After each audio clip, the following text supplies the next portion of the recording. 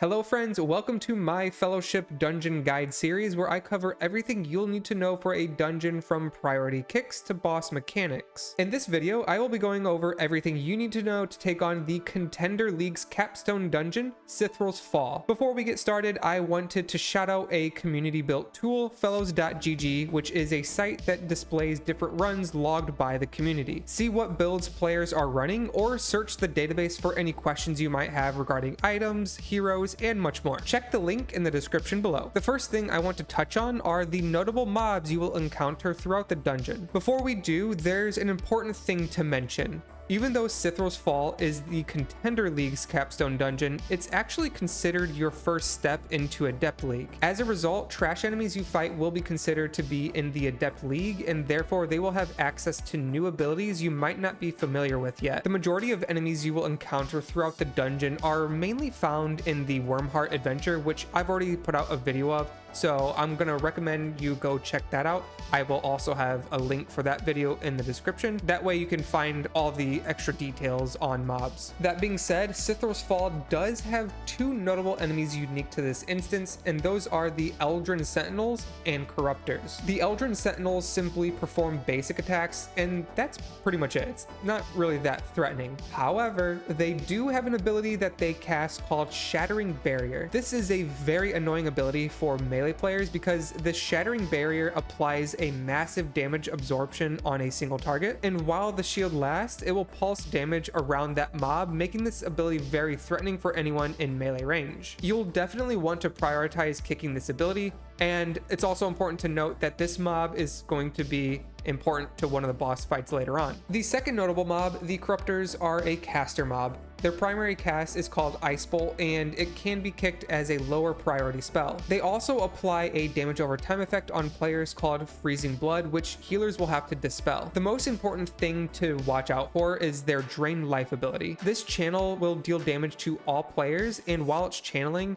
the damage dealt will also heal the Corruptor. So yeah, you really just want to kick this as quickly as possible. All right, now let's jump into the three bosses that you'll find in CITHREL'S Fall, starting with the Ancient Koros. This boss is a giant elemental and a single target DPS race. Koros will be the boss you encounter should your group decide to go right at the start of the dungeon, and the most important mechanic to note here are these little runes or circles that spawn throughout the fight called Calamitous Fractures. These will start off spawning as small circles throughout the fight, and one player must stand in the circle before it expires. This will apply a debuff to the target called Unstable Energy. Once the Unstable Energy debuff expires, a small pool will be dropped under the player's feet for the remainder of the fight. These pools will pulse for damage the closer you get to them. If no player soaks a fracture, then it immediately expands into a massive pool, dealing much higher damage and covering much more space. It's also important to note that players can't take back-to-back fracture soaks, as when you soak one, you get a debuff which increases the damage they take for the next fracture, likely guaranteeing a one-shot. If you're a tank, you can probably take 2 or 3.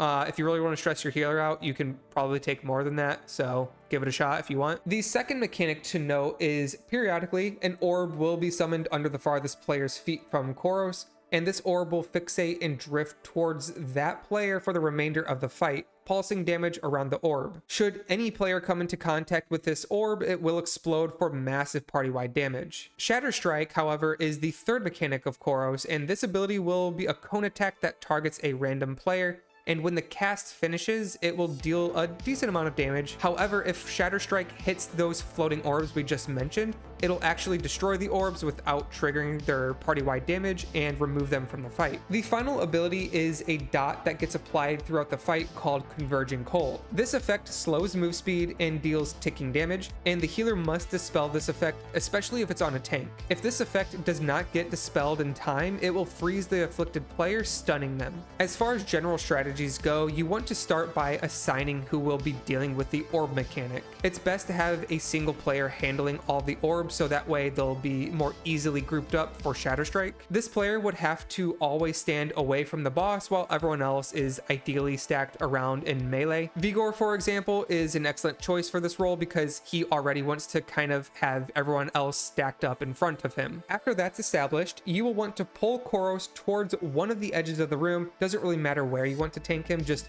pull him to an edge. At this point, anytime a fracture spawns, whoever soaks it will drop that fracture literally anywhere else but the edge where the boss is being tanked. These fractures must be soaked in alternating patterns. So for example, it might be one DPS takes the first soak, then the other DPS takes the next soak after that, and then from that point, the first DPS takes it, and it just kind of keeps alternating back and forth that way. Or, like I said, if you're a Giga Chad tank, then you can probably take as many as you want. I'll leave that decision up to you guys. Whenever Shatter Strike happens, you just want to aim it at wherever the orbs are that are chasing that, previously assigned player to do this mechanic. Usually there should be 2 orbs spawned for every single Shatter Strike. And finally, the healer must remember to dispel Converging Cold, or else players will be stunned, and this can be especially bad if the player kiting the orbs happens to get stunned. The next boss we will be looking at is Noor the Betrayer, and this is the boss you will encounter first should your group go left at the start of the dungeon. Noor is a ranger who periodically summons adds throughout the fight with an ability called Actuate Ambush. This will summon 2 recruits, which are simply fodder. They only do basic attacks and they're not threatening at all. However, 1 sentinel is included in this pack of mobs, which you will need to watch out for. Arcane Volley is the main way that this boss tends to deal damage. During this attack, Noor hits all players with unavoidable damage that adds Arcane Volley stacks to players. This effect stacks up to 6 times and deals damage over time,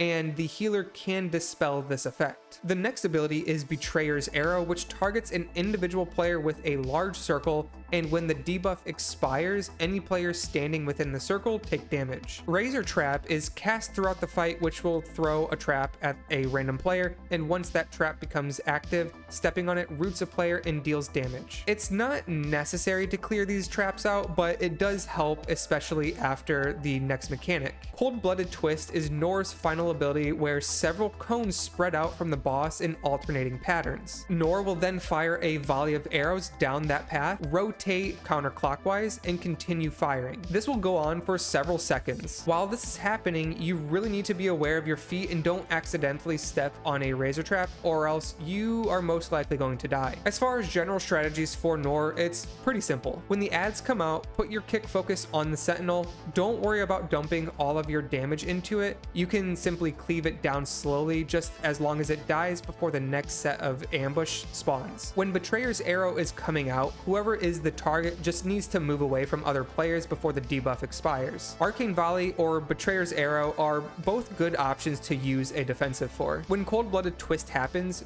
really just watch your feet so you don't step on a trap. After Cold-Blooded Twist happens, if you really feel like you're in desperate need for space, especially in the middle of the room, then you can have someone like the tank clear out some traps by stepping on them. Overall, this fight is very simple. The final boss of the dungeon is CITHREL. This is a pure single target fight that is a race against time. The first mechanic to cover is Path to Oblivion. This will mark a random player with a blue circle. This will do a large amount of damage distributed evenly amongst everyone who soaks the circle, and after that circle explodes, 2 things happen. First is after the circle explodes, you want to move out of where that circle originally exploded, because shortly after a follow-up explosion will happen. And secondly, and probably more importantly, these ice shards spawn around the arena and they begin to close in on the center of the arena every subsequent Path to Oblivion. If you step on these ice shards, they do a lot of damage over time, so essentially this is just like a mini enrage mechanic. The next mechanic to note is Breath of Alzarok. This is going to be a massive cone attack targeted at the tank. The tank will be slowed while this cast is going on, so you want to make sure that you're always pointing the boss away from the rest of your group. Tanks will want to use mitigation during this cast as it hits pretty hard. The third mechanic is Blood Mark. CITHREL will mark 2 players with a red circle. Shortly after, CITHREL will pull all players to the boss, and you want to spread out after that pull and don't stack the red circles. Shortly after, CITHREL will dash to each of the red circles, dealing damage to those players and applying a bleed effect. And the final mechanic is a boss enrage. I believe this happens at around the 50% HP point, but I could be wrong on that.